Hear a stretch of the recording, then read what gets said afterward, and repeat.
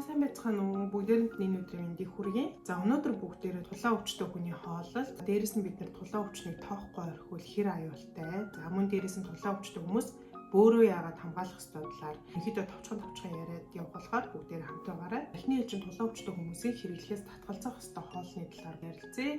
За тэгэхээр манайхан тулаатай хүмүүс ерөнхийдөө бол бүгдээрээ ямар хоол идэх ямар хоол идэх ёсгүй вэ гэдгийг мэдэж байгаа. Тэгэхээр би ерөнхийдөө солонгосын эмчнэр ямар зөвлөгөө ямар хооллолт өгдөг талаар төлхөө ярина.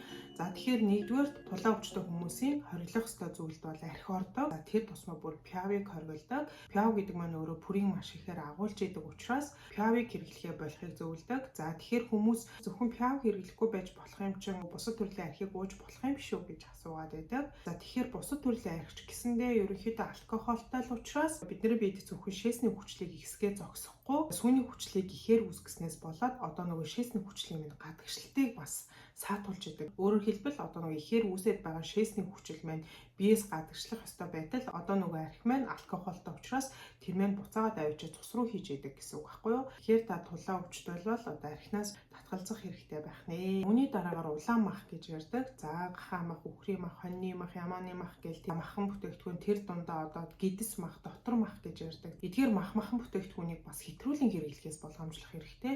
Ерөөсөө огт битгий хэрэгэл гэж байгаа юм бол биш. Бид нар үүнийг хэрэглэхгүйгээр амьдарч чадахгүй. Тийм болохоор тодорхой хэмжээгээр хэрэглэн хэрэглэхдээ зөв хэрэглэх хэрэгтэй.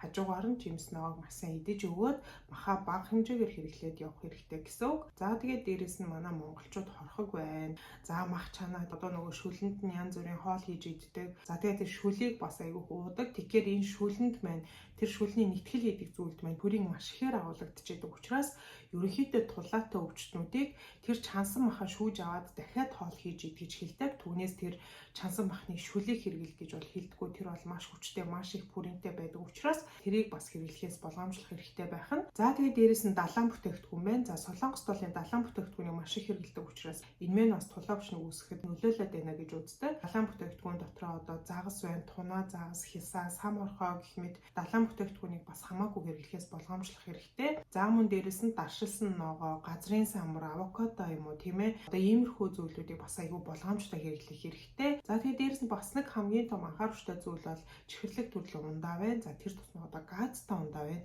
За энэ газтай ундаа чихэрлэг төрлийн ундаа маань фруктоз ихээр агуулж идэг учраас хитрхи их чихэр агуулсан байдаг учраас энэ маань тулаан өвчтөй хүнд бол ерөөсөө болохгүй зүйлийн нэг байгаа.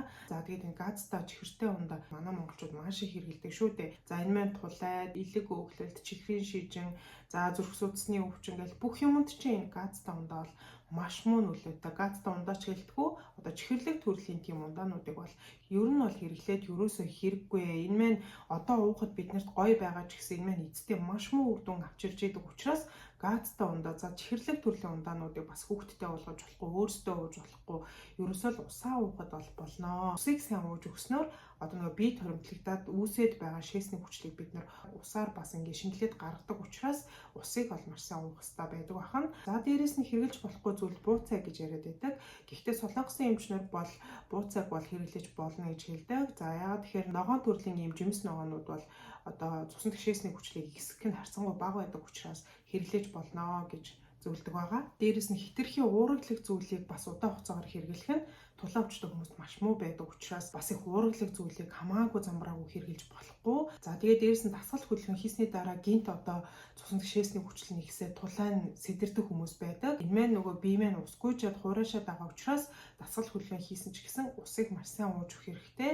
За гэхдээ ус уухтаа бол нэг дор ихээр уухгүй баг багаар ойр ойрхон балгаж уухыг бол зөвлөдөг. За одоо тэгвэл үүний дараагаар тулаан өвчтөй хүмүүсийг хэрэглэж болох хүнс. За өөрөөр хэлбэл тулаатай хүмүүс ямар хоол хүнс хэрэглэхэд айх аюулгүй гэхээр за ерөнхийдөө тослог багтаа хараг сүү зүцгийг хэрэглэж болно. Гол анхаарах юм нь за эдгээр маань тослог багтаа байх ёстой. За тэгээд дээрэс нь дүбүү, чери, помидор, өндөг, бөөрийнхий байцаа, цагаан манжин, за мөн дээрээс нь хүнсний бүрийн агуулсан хүнс гэж байдаг. За үүнд бол самар, аспарагус, мөг, за эдгээр нь бол цуснд оншилсны хүчлийг ихсэгдэг учраас эднэрийг бас хэрэглэж болно. За мөн дээрээс нь С витамин бас ууж олно гэж зөвлөдөг. За американууд бол байнга их хэмжээгээр биш ч гэсэндээ Американо маань өөрөө энэүү цагийн буюу кофеин агуулсан байдаг учраас одоо шээсийг гадагшлуулах үйлчлэгтэй байдаг ууж болно гэж зөвлөдөг. Ерөнхийдөө хоолтон дээр бол эдгээрийг анхаарал явуулахд болно. Та нар бүгдээрээ гэхдээ хоолтын талаар надаас илүү мэдж байгаа байх гэж бодож байна. За тэгээ үүний дараагаар бүгдээрээ тулаан өвчнийг тоохгүй байх юм бол тийм ээ. Өөрөөр хэлбэл бид нар эм уухгүй, эм уусан ч гэсэн зөвхөн сэтрлийн үедээ уугаал өөр юм уухгүй яваад байвал бидний биед ямар хор уршиг үүсэх. За энэ талаар бүгдээр мэдэж авъя. За тэгэхээр тулаан өвчнийг тоохгүй бол мэдээж нэгдүгээр тулаан маань дахин сэдэрнэ.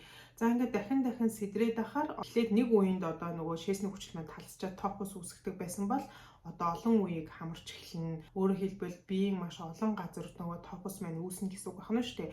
За энэ топос маань биеийн олон газар үүсэх тусмаа тэр хэмжээгээр та маш их өвдөн гэсэн үг. Тэр олон хэсэгт ч өрөвсөл үүснэ гэсэн үг. За тэгээд энэ шээсний хүчлийн талстаас болоод одоо нөгөө олон дахин сэдрээд ахаар үе маань одоо өөрчлөлтөнд орж эхэлнэ. За зөвхөн үе өөрчлөгдөө зогсохгүй за цаашаа бүр ясандаа нөлөөлөд ясны илэгдэл яс хүртэл хайлдаг учраас үүнийг тоохгүй байж болохгүй байх нь байна. За тэгээд дээрэс нь тулаан өвчин гэдэг маань тархалт, чихрийн шижин, зүрх судасны өвчин, тархины шигдээс, за мөн артерийн судасны хатуу урал, цуснд хөөх, тосны солилцооны алдагдал. За эдгээрийг ерөнхийдөө бодис солилцооны синдром гэж ярьдаг.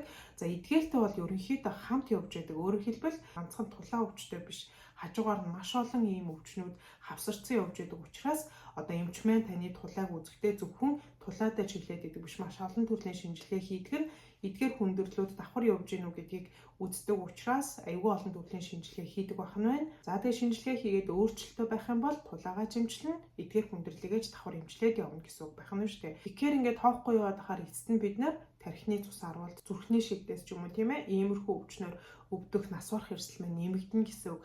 За тэгээд дээрэс нь бид нарт хэдий ч нэ залуу байхдаа тулаан өвчнөр өвдөн тэр хэмжээгээр биднэрт одоо хүндрэл өгөх эрсдэл нь их гэсэн үг байна шүү дээ. Өөрөөр хэлбэл зүрх судасны өвчин ч юм уу, тархины цус аруулах өвчин ч юм уу, иймэрхүү өвчнөр нас барах эрсдэл нь маш их байдаг учраас бид нар залуу байхдаа тулаан өвчнөр өвдөх тусмаа бид нар ард нь маш сайн урах ёстой, маш сайн эмчилж явах ёстой гэсэн үг байна. За тэгээд үүний дараагаар тулаан өвчтэй хүн бөөрөө хамгаалах ёстой шалтгаан. Өөрөөр хэлбэл тулаан өвчтэй хүн яагаад бөөрийг маш сайн хамгаалах ёстой вэ гэхээр ерөнхийдөө бол тулаан өвчин, бөөрийн өвчин хоёр бол хоорондоо яг юм нэгт холбоотой явж байдаг. Яагаад тэгэхээр тулаатай хүнд бөөрийн өвчин үүснэ, бөөрийн өвчтэй хүнд ч тулаан үүснэ гэсэн үг. Тэгэхээр аль нь хоёулаа бие биендээ нөлөөлдөг учраас тулаан өвчтэй хүний хамгийн том анхаарах ёстой зүйлийн нэг бол бөөрийн өвчин байгаа. Энэ нь юу гэсэн үг вэ гэвэл одоо нөгөө тулаан өвчнийг үүсгэж байгаа хамгийн том шалтгаан маань шээсний хүчил цуснд ихсгээ гэдэг байгаа шүү дээ. За тэгэхээр энэ биед үүсэж байгаа шээсний хүчлийн одоо 70% нь бөөрөөр дамжиж шээс болоод гадагшилдаг. А үлдсэн 30% нь бол дөгнөөр гайлгарч бидний биеэс гадагшилдаг. Тэгэхээр ерөнхийдөө одоо нөгөө тулааг үүсгэж байгаа биеинд хуримтлагдаад байгаа шээсний хүчлийг чинь ихэнх хувийн бөөр ажиллаж гаргадаг гэсэн үг байна шүү дээ. Тэгэхээр тэр үүсэж байгаа шээсний хүчлийг бидний биеэс бүрэн гадагшлуулахын тулд бөөр маш сайн ажилладаг байх ёстой гэсэн үг. За тэгэхээр бөөрийн үйл ажиллагаа дутагдaltaа ямар нэг байдлаар бөөрийн өвчтөй тийм үү ийм хүмүүс бол ерөнхийдөө нөгөө шээсний хүчлийг гадагшлуулж чадахгүй учраас биеинд маань хуримтлагдаад байдаг гэсэн үг. За ингээд хуримтлагдаад ахаараа эргээд нөгөө бөөрөө дахиад гэмтээдэг.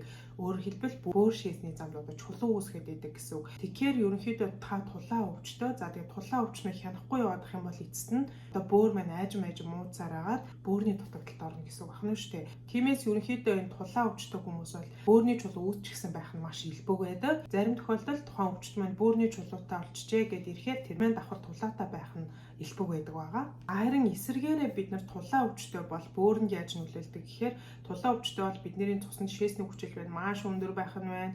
За энэ шээсний хүчил өндөр байна гэдэг чинь одоо нөгөө бөөрөнд очоод хуримтлагдаад бөөрөнд чулуу үүсгэх нь байна. За тэгээд дээрээс нь шээсний хүчил гэдэг зүйл маань өөрөө бөөрийн түүдгэнцрийн шүүх үйл ажиллагаанд нөлөөлж байдаг. Тийм болохоор бид нэр бөөрийг муудахгүй байхын тулд шээсний хүчлийг маш сайн хянах хэрэгтэй гэсэн үг байхгүй юу? Өөрөөр хэлбэл одоо шээсний хүчлийг буулгадаг юмнуудыг бид нар уух хэрэгтэй гэсэн үг. Тэгэхгүйгээр манайхны хамгийн том алдаа юу юм гэхээр за тулаан өвчтөй болчлоо гэхээр за насан туршдаа юм уунаа гэж хэлчихээр ерөнхийдөө эмээ уухгүй зөвхөн сэтэрсэн үед нь өвчин амдаах юм өрөвслийн эсрэг хүчтэй юмнууд уугаад дарчаад бусад үед нь эмээ уухгүй яваад байдаг. Энэ бол маш буруу. За тэр үед нь ямар юм уух ёстой гэхээр бид нэр одоо нөгөө цуснд байгаа шээсний хүчлийг багасгадаг юм за цуснаас нөгөө шээсний хүчлийг гадагшлуулахыг дэмждэг юм гэх мэт эмнүүдийг бол уугаад явах ёстой. Ингэжээж бид нар нөгөө шээсний хүчлийг тогтмол барьж ээж бид нарт энэ янз бүрийн хүндрэл өгөхгүй бөөрөө бид нар хамгаална гэсэн үг байна. Тэгэхээр тулаатай өвчнүүдийн бас нас баралтын гол шалтгаан бөөрийн дутагдал, бөөрийн өвчин байгаад байдаг.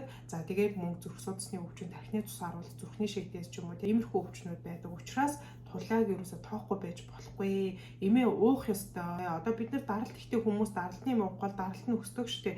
Энэтэй ерөөсө ялгаа байхгүй. Шийсний хүчлэг буулах юм уухгүй бол нөгөө шийсний хүчил маань ихснэ л гэсэн үг. За тэгээд хамгийн сүүлд нь тулаатай хүмүүсийн амьдралдаа ерөнхийдөө анхаарах зүйлсийг одоо солонгосын эмчнэр дараах байдлаар дүгнэжсэн байдаг. Нэгдүгээр тулаа өвчин архаг өвчин учраас насан туршдаа эмчилгээ болон анхаарал хэрэгтэй өвчин гэж дүгнсэн. Хоёрдугаар шийсний хүчлэг буулах юмыг бол насан туршдаа тогтмол уун. За яг даралтны эмчхийн шижингийн юм шиг. За 3 дугаар тулаа өвчтөй хүн цуснд байгаа шийсний хүчлийг 6 мг децилитрээс илүү гаргаж болохгүй. За тэр хэмжээ тогтмол барих ёстой гэдэг. 4 дугаар зөвхөн тулаа өвчнөөс гадна таны бид даралт ихсэх чихрийн шижин, артерийн судасны хатуурал гэх мэт эмгэг байвал эдгээрийг заавал давхар хамт эмчлээд явах ёстой гэдэг.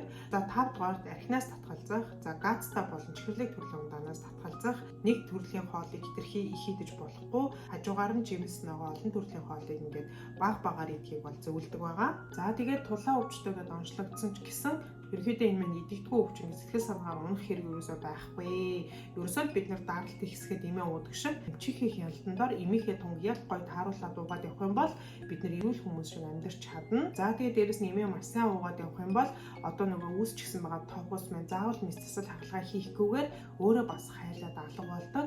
Өөрөөр хэлбэл одоо яг дөрвөлжин хэлбэртэй йотон усан дуусахаар ингээ уусдаг штеп. За ингэж энэ талс маань өөрөө цусандаа шимэгдээд уусаад бидний биеэр гараад явдаг гэсэн үг байх нь. Тэгэхээр ерөнхийдөө эмээ маш сайн уух хэрэгтэй байх нь, хоолтон дээр маш сайн анхаарах хэрэгтэй байх нь.